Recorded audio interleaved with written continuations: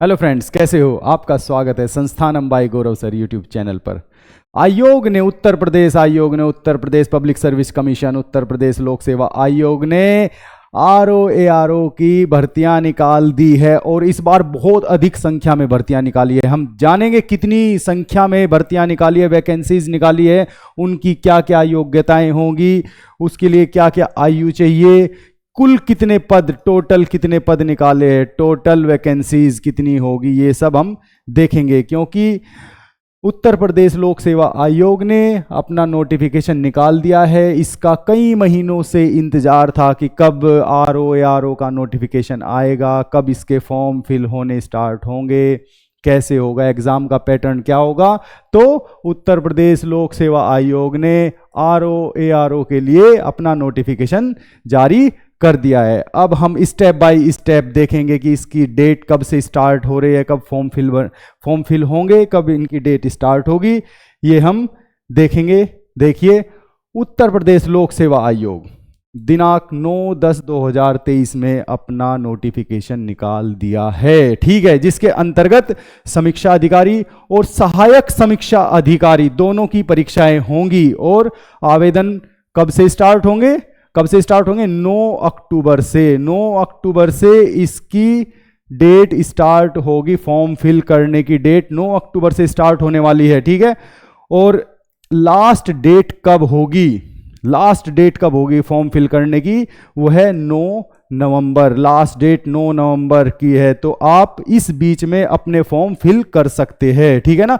9 अक्टूबर से लेके 9 नवंबर तक आप अपने फॉर्म फिल कर सकते हैं। और ध्यान रखना, एक बात का ध्यान रखना कि जो अंतिम तिथि है, कितनी बार एग्जाम में, बहुत से एग्जाम ऐसे होते हैं कि फॉर्म फिल कराते हैं किसी डेट तक और 2 दिन का टाइम दे देते हैं फीस का 2 दिन का टाइम देते हैं। लेकिन आरओ में ऐसा नहीं है, फीस का भी सेम टाइम होगा। लास्ट डेट जो फीस जमा करने की होगी वो भी 9 नवंबर ही होगी। ध्यान रखना, ये इंपॉर्टेंट है। इसलिए ये मत सोचना कि अब फॉर्म फिल कर देते हैं लास्ट डेट पे और फीस जमा कर देंगे हम 1-2 दिन बाद, ऐसा नहीं है। यहाँ पे फीस भी टाइम पे ही, उसी टाइम पे जमा होगी जिस दिन लास्ट डेट फॉर्म फिल करने की होगी, मतलब रजिस्ट्रेशन की होगी। ओके, अब हम देखते हैं इसमें कि हमारा आवेदन शुल्क किस किस कैटेगरी में कितना होगा। जैसा कि उत्तर प्रदेश लोक सेवा आयोग ने दिया है, यूपीपीएससी ने जो दिया है अपने नोटिफिकेशन में, तो कितना किस किस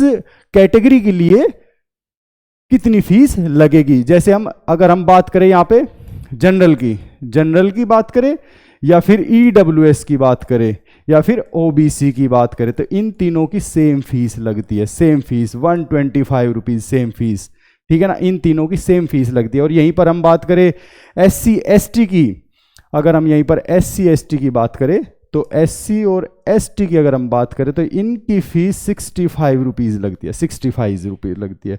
अगर हम फिजिकली हैंडीकैप्ड की इनकी बात करें तो इनकी परीक्षा शुल्क तो कोई होती नहीं, परीक्षा शुल्क तो इनकी 0 होती है। लेकिन ऑनलाइन प्रक्रिया, फॉर्म भरने में जो प्रक्रिया लगती है, जो सभी में 25 रुपीज़ है, इसमें भी 25 रुपीज़ है, यहाँ पे भी 25 रुपीज़ है, यहाँ पे भी 25 रुपीज़ है, तो इसलिए इनके 25 रुपीज़ बैठ जाते हैं अगर हम फिजिकली हैंडीकैप्ड की बात करें, ठीक है। और अगर हम एक्स आर्मी मैन की बात करें, एक्स आर्मी मैन, इनकी जो परीक्षा शुल्क है 40 रुपये है और प्रक्रिया में 25 रुपये सभी में लगते हैं, तो इनकी भी 65 रुपीज़ है एक्स आर्मी मैन की। अगर हम एक्स आर्मी मैन की बात करें, एक्स आर्मी मैन, ठीक है। और वहीं पर स्वतंत्रता सेनानी, महिला, कुशल खिलाड़ी, स्पोर्ट्समैन और स्वतंत्रता सेनानी जितने भी थे, उनका अपनी श्रेणी के अनुसार अगर कोई स्वतंत्रता सेनानी जनरल का है तो उसकी जनरल की फीस लगेगी। अगर कोई स्वतंत्रता सेनानी अनुसूचित जाति जनजाति का है, मतलब SC ST का है, तो उसकी अपनी कैटेगरी की फीस लगेगी। अगर कोई स्वतंत्रता सेनानी दिव्यांगजन है या भूतपूर्व सैनिक है तो उसकी अपनी कैटेगरी के हिसाब से ही फीस लगेगी, ठीक है। अब हम बात करते हैं कि रिक्तियां कितनी है, जो सबसे इंपॉर्टेंट, मोस्ट इंपॉर्टेंट, स्टूडेंट्स के मन में सबसे बड़ा सवाल कि रिक्तियां टोटल कितनी है। इस बार आयोग ने कितनी रिक्तियां निकाली है? आयोग ने इस बार 411 रिक्तियां निकाली है। टोटल 411 वैकेंसी है इस बार, ध्यान रखना, टोटल 411 वैकेंसी जो आयोग ने दी है इस बार। लेकिन सभी, देखिए, सभी वैकेंसी आरओ की नहीं है और ना सभी वैकेंसी एआरओ की है। कोई भी समीक्षा अधिकारी की सभी वैकेंसी नहीं है, सभी वैकेंसी ना ही सहायक समीक्षा अधिकारी की है, सभी अलग अलग डिपार्टमेंट की वैकेंसी है। जहां से पूरा प्रदेश चलाया जाता है, पूरा प्रदेश, पूरा उत्तर प्रदेश जहां से चलाया जाता है उसकी वैकेंसी सबसे ज्यादा है और वो है आरओ की वैकेंसी। ये आरओ की वैकेंसी है, ये है 322 वैकेंसी, 322 वैकेंसी आती है इसमें, ये 322। आपको पता ही है सेक्रेटरीट से पूरा प्रदेश चलाया जाता है और इसकी वैकेंसी सबसे ज्यादा है और सबसे अच्छी पोस्ट है, ये सबसे अच्छी पोस्ट, बहुत अच्छी पोस्ट है। और उत्तर प्रदेश लोक सेवा आयोग में जो ये सचिवालय में थी, उत्तर प्रदेश लोक सेवा आयोग में जो आरओ बनेंगे, जो आयोग एग्जाम करा रहा है, इस आयोग में भी तो आरओ होते हैं ना, रिव्यू ऑफिसर, इसमें है 9 पद, यहाँ पे 9 पद है, सिर्फ 9 पद, यहाँ पे 9 पद है। और वहीं राजस्व विभाग की बात करें, अगर हम राजस्व परिषद की बात करें तो इसमें भी आरओ है, तो इसका मतलब ये आरओ की वैकेंसी यहाँ पे 3 पद है, ठीक है। अगर हम उत्तर प्रदेश सचिवालय, अभी तक सचिवालय में समीक्षा अधिकारी के थे, अब उत्तर प्रदेश सचिवालय में सहायक समीक्षा अधिकारी के कितने पद है? 40 पद। उत्तर प्रदेश सहायक समीक्षा अधिकारी के कितने हैं? 40 पद। सचिवालय में कितने पद है? 40 पद। और वहीं पर राजस्व की बात करें, राजस्व में यहाँ पे थे हमारे 3 पद और यहाँ पे इस बार राजस्व में इन्होंने 23 पद दिए सहायक समीक्षा अधिकारी के। और लोक सेवा आयोग में सहायक समीक्षा अधिकारी के 13 पद दिए हैं। और वहीं लेखा की बात करें, लेखा की सहायक समीक्षा अधिकारी का 1 पद दिया है। तो कुल मिला के बात यह है कि इस बार समीक्षा अधिकारी के जो पद है वे 334 है, 334। आरओ के पद सबसे ज्यादा है इस बार, हर बार की तरह नहीं है। हर बार क्या होता था, एआरओ के पद ज्यादा होते थे, आरओ के कम, लेकिन इस बार आरओ के जो पद है वो 334 है। टोटल पद आरओ के 334 है आउट ऑफ 411 वैकेंसी, ठीक है। ये हमारी रिक्तियों की संख्या हो गई। अब बात करते हैं हम इनकी एलिजिबिलिटी की बात करते हैं हम, ठीक है।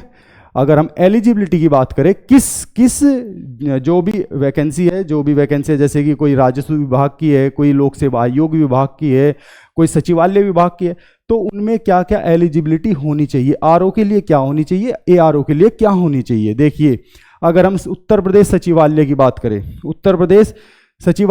करें, तो यहाँ पे आरओ की वैकेंसी कितनी होगी। अगर हम उत्तर प्रदेश सचिवालय की बात करें, देखिए राजस्व परिषद, उत्तर प्रदेश सचिवालय राजस्व परिषद, इसमें आपको अपनी ग्रेजुएशन की डिग्री आपके पास होनी चाहिए, ठीक है, ग्रेजुएशन की। और साथ में आपके पास DOE ACC के तहत ओ लेवल सर्टिफिकेट आपके पास होना चाहिए, ओ लेवल सर्टिफिकेट आपके पास होना चाहिए, ठीक है ना। ओ लेवल सर्टिफिकेट ध्यान रखना, अगर किसी के पास नहीं है तो अपना वो सर्टिफिकेट बनवाएं, ठीक है। ओ लेवल सर्टिफिकेट होना चाहिए आपके पास, ठीक है। दूसरी जो सबसे इंपॉर्टेंट है, हिंदी की जो आपकी टाइपिंग है, हिंदी टाइपिंग आपकी इसमें जरूरी नहीं है।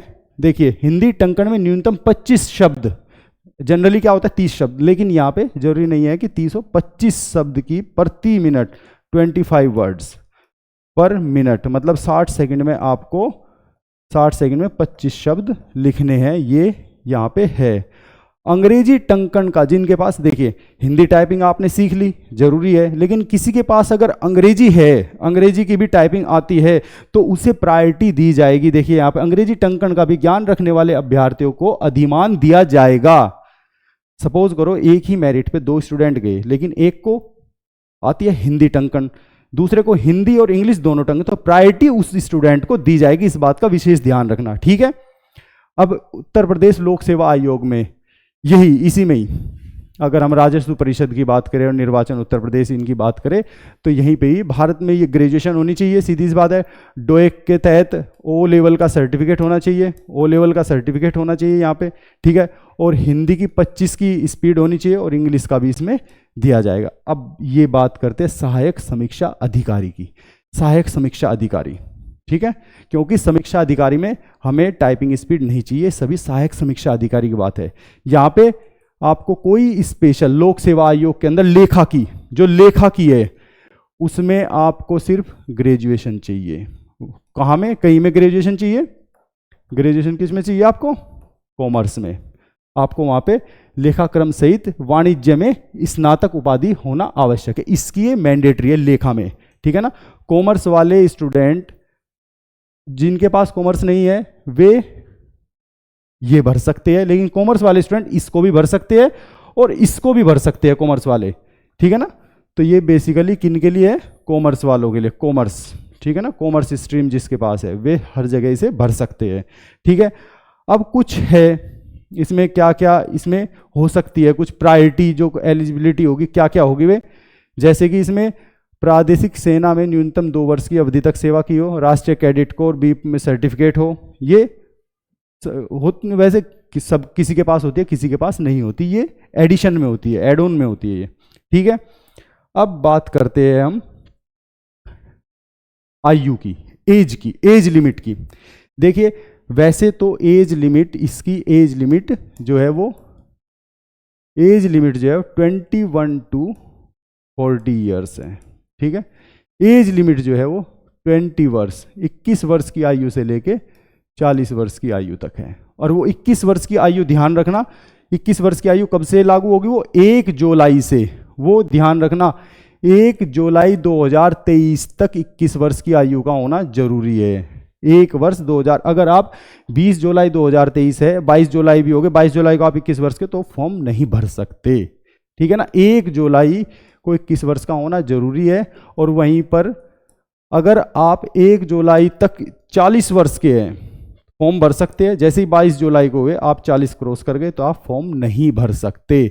देखिए यहाँ पे, सॉरी 2 जुलाई, अगर यहाँ पे 2 जुलाई 1983 से पूर्व तथा 1 जुलाई 2002 के बाद का नहीं होना चाहिए, ये इंपॉर्टेंट है, ध्यान रखना।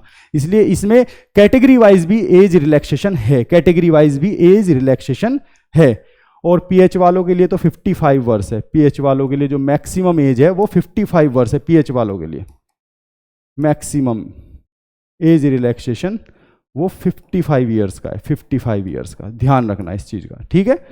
अब आती है कैटेगरी वाइज रिलैक्सेशन कितनी होगी, ये तो जनरल कैटेगरी के लिए सबके हो गया। अब आती है कि किस कैटेगरी में कितनी होगी, ओबीसी को कितनी छूट मिलेगी, एससी को कितनी छूट मिलेगी। देखिए अगर हम यहाँ पे एससी एसटी की बात करें, अन्य पिछड़े वर्ग के अभ्यर्थियों की बात करें, कुशल खिलाड़ियों की बात करें, तो इनमें सभी को अपनी अपनी छूट दी गई है 5 वर्ष की। देखिए लिखा है 5 वर्ष की, ये नोटिफिकेशन में दिया गया है, 5 वर्ष की छूट दी गई है, ठीक है।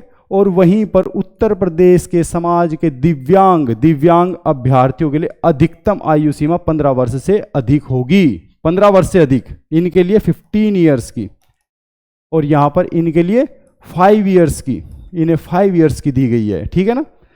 अगर हम यहीं पे बात करें कमीशन प्राप्त अधिकारियों भूतपूर्व सैनिकों के लिए अधिकतम आयु सीमा सेना में दी गई अवधि में, जितनी भी उसमें सेना में अवधि दी गई, जो भी दी होगी उसमें 3 और ऐड कर दीजिए, उसमें 3 ईयर्स और ऐड कर दीजिए, तो ये इनकी रिलैक्सेशन होगी, एज रिलैक्सेशन इनकी होगी, ठीक है। देखिए जैसे ओबीसी एससी कितना, ओबीसी को 3 ईयर्स का, एससी को 5 ईयर्स का, इतना रिलैक्सेशन मिलता है, ठीक है।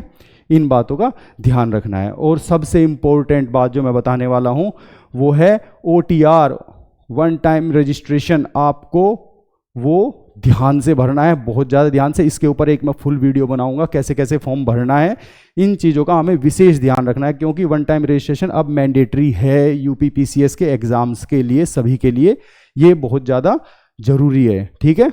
आज के लिए इतना ही, धन्यवाद।